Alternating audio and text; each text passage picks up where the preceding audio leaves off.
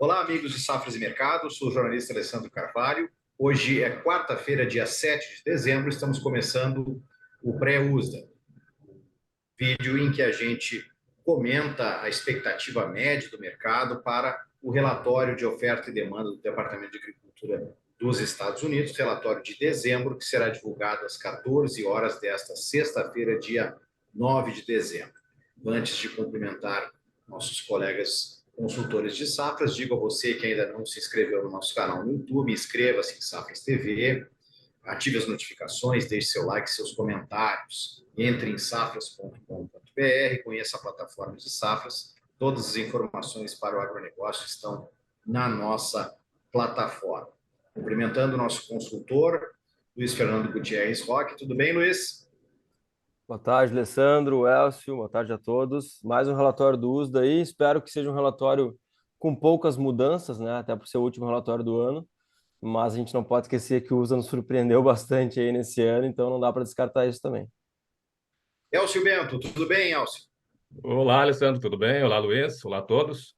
Também para o trigo é um relatório que não se espera grandes alterações, mas sempre pode acontecer algum ajuste, principalmente na safra do Hemisfério Sul. Beleza, vou compartilhar a tela aqui para a gente colocar alguns números das expectativas. Compartilhando. Temos aí. Tá ok na tela? Sim. Tá. Vamos falar da soja primeiro. Segundo a expectativa do que temos aí de expectativa média do mercado, a produção foi indicada no relatório de novembro 118,3 milhões de toneladas. Não temos a expectativa média dos analistas, mas os estoques americanos 22 e 23 têm a expectativa de que sejam elevados os números de novembro, que era quase 6 milhões de toneladas, agora para 6,4. Os estoques globais 22 e 23 foram indicados em 102,2 milhões de toneladas em novembro. O mercado espera que sejam mantidos. E tem aí a expectativa, é claro, para a safra sul-americana, com problemas climáticos, especialmente na Argentina, mas com o Brasil também tendo algumas indicações de algumas regiões que está faltando chuvas, né? Temos produção brasileira indicada pelo departamento em novembro em 152 milhões de toneladas, safra brasileira 22, 23, e da Argentina 22, 23 havia sido indicada em 49,5 milhões de toneladas. O Luiz vai nos falar aí sobre a expectativa do que temos na tela do mercado, mas talvez também o que a gente pode ver de alguma mudança na safra sul-americana, Luiz.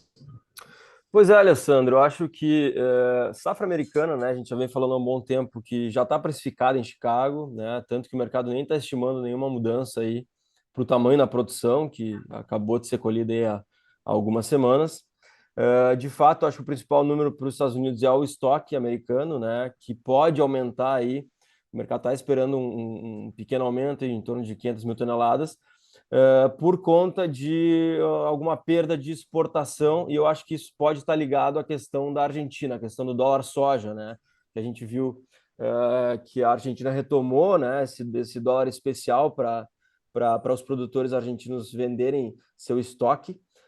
Isso realmente resultou numa venda maior de soja aí nos meses de outubro, setembro até mesmo, e agora em dezembro está resultando também. Na primeira semana foi mais de 1 milhão de toneladas que saiu das mãos dos produtores e foi despejado no mercado. E isso leva a uma possibilidade da Argentina roubar um pouquinho da exportação americana, principalmente nessa época do ano, né, onde as compras chinesas e de outros lugares do mundo, mas principalmente chinesas, migram para os portos americanos, principalmente pela questão da colheita, né? Não tem por que ser diferente. Então a gente tem aí uma safra americana em torno de 118, é bastante soja entrando no mercado, e nesse esses meses de novembro, dezembro, até mesmo janeiro, os Estados Unidos costumam exportar bastante, são os principais meses de exportação. E eles não costumam ter concorrentes, digamos assim, com bastante soja disponível para exportação. Mas a Argentina, com esse dólar soja, pode roubar um pouquinho da exportação americana. E eu acho que isso que pode mexer com o estoque aí, que é uma diminuição da exportação, então mexe com a demanda pela soja americana e pode aumentar um pouquinho o estoque americano aí final 2022, 2023. Então é um número importante, né? O mercado espera aí em torno de 500 mil toneladas a mais de estoque, mas o USA pode surpreender até aumentar um pouquinho mais dependendo aí o que acontecer. E, de fato, tirando esse número americano, o principal número e a principal atenção no mercado agora é a safra sul-americana. E aí, nesse sentido, o USDA, eu acho que aí pode trazer uma surpresa maior, porque a gente sabe que a gente está com alguns problemas iniciais, né, principalmente de plantio na Argentina, por conta do clima seco, temperaturas elevadas, o plantio está atrasado na Argentina. E o mês de dezembro agora não tem previsões favoráveis, ou seja, o mês de dezembro continua mostrando chuvas abaixo da média na Argentina, até mesmo no sul do Brasil, mas principalmente na Argentina. E isso pode acabar impactando aí, mesmo que inicialmente só, né, ainda é muito cedo para consolidar qualquer perda, está recém no plantio, mas pode impactar o tamanho da área, eventualmente impactar o tamanho da produção, se esse clima se confirmar. Então, pode ser que o USDA já traga um corte na produção argentina. Eu apostaria que não, eu acho que ainda é um pouco cedo para isso, até porque o mês de janeiro tende a ser um mês um pouquinho melhor em termos de clima, né, se as previsões se confirmarem. Mas eu não descartaria essa possibilidade do USDA cortar um pouquinho a produção argentina. Acho que o Brasil ele não vai cortar, mas eu não descartaria a possibilidade de cortar um pouquinho a produção argentina. Então, nesse sentido, poderia ser um relatório neutro, né? Porque apesar de o USDA poder aumentar estoque americano, ele pode cortar um pouco a produção argentina e pode compensar um pouquinho, digamos assim. Mas fora isso, a gente não espera grandes surpresas. Eu acho que não vai ter alterações maiores nos principais números. Olha, Luiz, vamos falar um pouquinho aqui do milho. Sendo a tela aqui. O milho, temos aí os dados. Temos, assim como para a soja, apenas expectativa média do mercado em relação a estoques americanos e estoques globais. A produção americana em novembro foi indicada em 353,8 milhões de toneladas. Os estoques americanos em novembro indicados em 30 milhões de toneladas. O mercado espera, na média, que esse número fique em 31,5 milhões de toneladas, portanto espera uma elevação.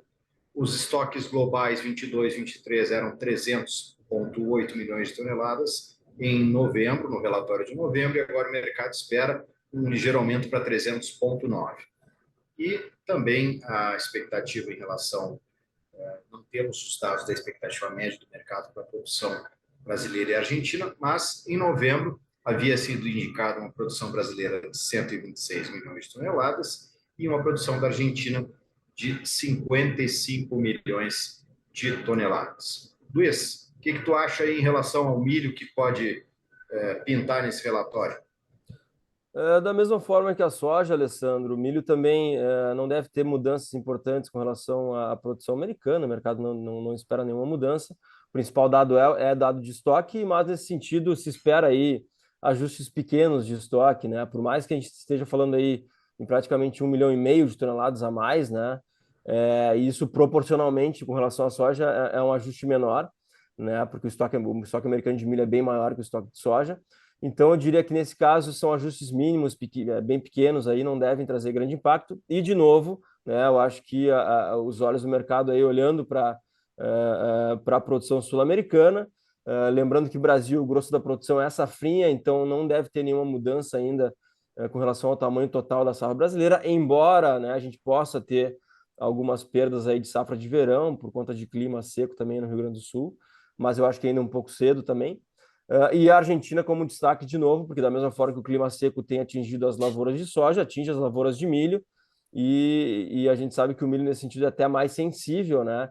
Então eu acho que se a gente pudesse apostar numa surpresa aí no relatório do milho, seria uma diminuição do potencial produtivo da safra argentina, que já vai plantar menos esse ano, principalmente por questão envolvendo o custo de produção, que ficou muito alto, então os produtores preferiram um pouco mais a soja, que usa um pouco menos de fertilizantes, aquela coisa aí de agronomia, mas eu acho que a gente tem que ficar de olho aí realmente no caso do milho, especialmente no tamanho da produção argentina aí que usa pode trazer alguma mudança.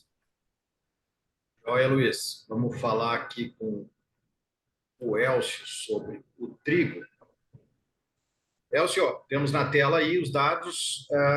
No relatório de novembro, o departamento havia indicado uma safra 22-23 americana de 44,9 milhões de toneladas. Agora, os números que a gente tem sempre, a expectativa média do mercado são de estoques americanos 22-23, que o mercado espera um ajuste para cima de 15,5 para 15,7 milhões de toneladas. e os estoques globais 22, 23 tinham sido colocados em novembro em 267,8 milhões de toneladas, e o mercado agora espera 267 milhões de toneladas. Elcio, me parece que também para o trigo poucas mudanças devem aparecer, não?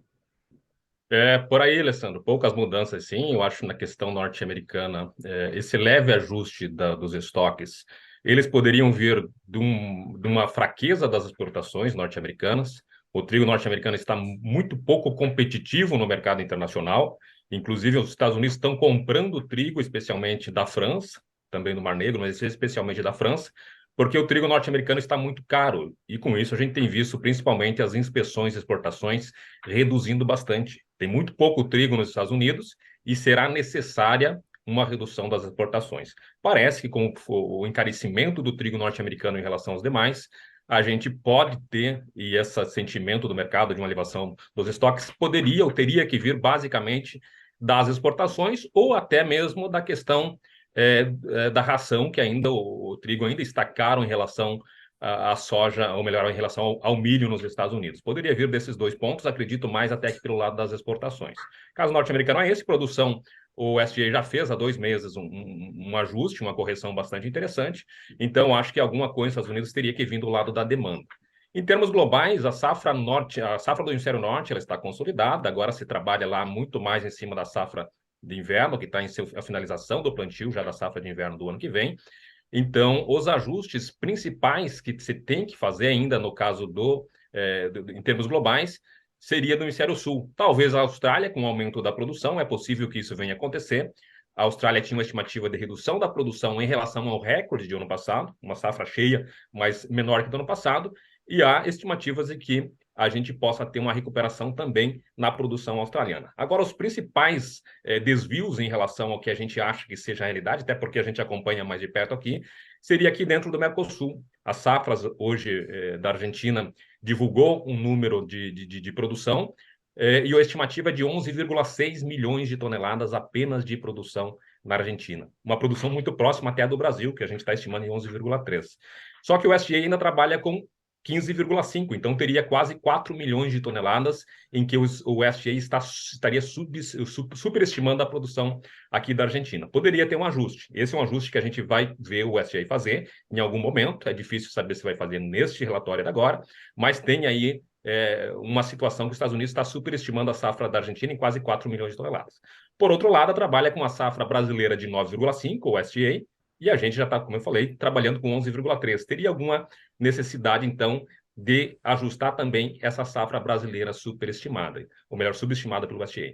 Então, seriam esses dois principais ajustes que a gente poderia ter e que seria ou até que justificariam uma elevação dos estoques globais. Vamos ver, Alessandro, o que o USDA vai fazer em relação ao que está se estimando e o que também a gente espera, mas se tiver esse ajuste da Argentina, até a elevação dos estoques, a menos que tenha alguma coisa do lado da demanda, seria uma elevação dos estoques esperada até superior a que está se colocando na estimativa do mercado para este mês de dezembro.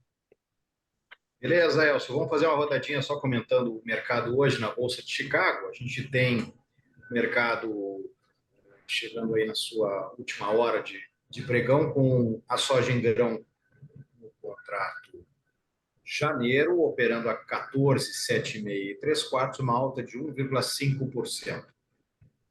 Como é que está o mercado? Está vendo hoje, Luiz? Bom, Alessandro, mercado de olho na questão climática da América do Sul, de novo, é o principal ponto de atenção. Não existe outro ponto aí no lado da oferta mais importante que esse nesse momento, e vai continuar assim até aí fevereiro, março. E o mercado está avaliando aí que o clima não está legal, como eu comentei inicialmente, né? O clima agora em dezembro tem sido seco. Eu estou aqui próximo da região da fronteira com a Argentina, aqui no Rio Grande do Sul, na fronteira oeste, e está muito quente, está muito seco. E esse clima está muito parecido com o que a Argentina está registrando nos últimos dias, aí, principalmente na zona núcleo. E isso é desfavorável para as lavouras, obviamente, né? Então, o mercado já está especulando com problemas produtivos na Argentina. De novo, ainda eu acho um pouco cedo para consolidar perdas, mas se o clima não melhorar, realmente a gente não vai ter como fugir delas. Então, o mercado está tentando antecipar aí algum problema produtivo que possa se consolidar. E é isso aí, mercado de olho na questão climática aqui na América do Sul, com destaque ao Laninha, que atinge principalmente o Rio Grande do Sul e a zona núcleo da Argentina. Então o mercado está encontrando um pouquinho de suporte aí para subir. Beleza, temos o milho para março de 2023, operando em Chicago a 6,43,5, com uma alta de quase 1%. E o milho, Luiz, qual é a tua opinião aí sobre o comportamento do mercado? Da mesma forma, clima na Argentina, principalmente, mas o milho hoje tem um adicional que é a questão do etanol. A gente teve alguns números de etanol lá, de produção de etanol nos Estados Unidos, a produção melhorou nos últimos dias. Está um pouco abaixo né, no acumulado com relação ao ano passado, mas melhorou um pouquinho, isso é um sinal positivo, né? Mais uso de milho aí para a produção de etanol, que é algo bastante relevante nos Estados Unidos. Então, são esses dois fatores, né? Um do lado da oferta sul-americana, que pode ser um pouco menor por questões climáticas, e outro da demanda pelo milho americano, demanda interna mesmo para a produção, que também é um fator positivo aí que está ajudando o milho na sessão de hoje. Joia. Elcio, olha aí, ó. O trigo é o que tem a maior oscilação nesse momento, para variar nesse ano de 2022. O contrato março opera 7,54,25, ou o quarto, com uma alta de 3,5%. Um ajuste, né, Alessandro? A gente teve o trigo, se considerar mesmo essa cotação com essa alta que a gente tem hoje, 3%, basicamente, em Chicago, a queda mensal é de quase 15%. Então, tem tombos seguidos aí, algo um pouco fora da sazonalidade. A gente já está entrando em entre safra no hemisfério norte. A gente tem uma safra norte-americana de inverno que vem pior do que a do ano passado, em condições de lavouras, mas o que tem trazido esse tombo, esse recente tombo, hoje recuperando, basicamente, a gente tem o trigo do hemisfério norte, ou melhor, trigo da região do euro, especialmente o trigo francês, e o trigo do Mar Negro muito competitivo. Só para a gente fazer uma comparação, hoje o trigo de Kansas no Golfo do México está R$ 400 aproximadamente. O trigo no FOB Mar Negro está 315, então tem uma margem muito grande, e é exatamente em se a tentativa de buscar um ajuste a essa agressividade do trigo da Europa e também do Mar Negro, que a gente tem tido tantas quedas no mercado norte-americano. Essa recuperação de hoje me parece muito mais um movimento, claro, de ajuste. O mercado caiu demais, então é normal que em algum momento tenha alguma recuperação, que os investidores se reposicionem. Se a gente vê os contratos no CFTC, né, a posição dos especuladores na Bolsa norte-americana, a gente saiu de maio, que tinha um saldo líquido comprado de mais de 30 mil contratos, para hoje mais de 40 mil vendidos. Então, a gente tem uma posição de especuladores acreditando em maiores quedas quando se entra vendido no mercado internacional. Não creio, Alessandro, que tenha tanto espaço para cair, porque a situação global ainda é uma situação de ajuste, de aperto no quadro de demanda, então me parece muito mais uma necessidade de ajuste em relação aos trigos do hemisfério da Europa e também do Mar Negro, especialmente com a reabertura do corredor de exportação, mas não vejo como a gente tenha ter uma sequência de queda muito além do que a gente já tem visto no mercado internacional, tanto é que essa recuperação de hoje pode já ser uma sinalização de que o mercado está encontrando um ponto de suporte. Beleza, Elcio. Muito obrigado, Luiz. Fique atento, safras.com.br. Na sexta-feira tem relatório do USDA, 14 horas, coladinho com o final do jogo do Brasil na Copa do Mundo. Vamos torcer que seja com um bom resultado, né? E depois nos reunimos para o vídeo pós-USDA. Fique atento, safras.com.br. Portanto, muito obrigado, Luiz. Abraço, Elcio. Abraço, até mais.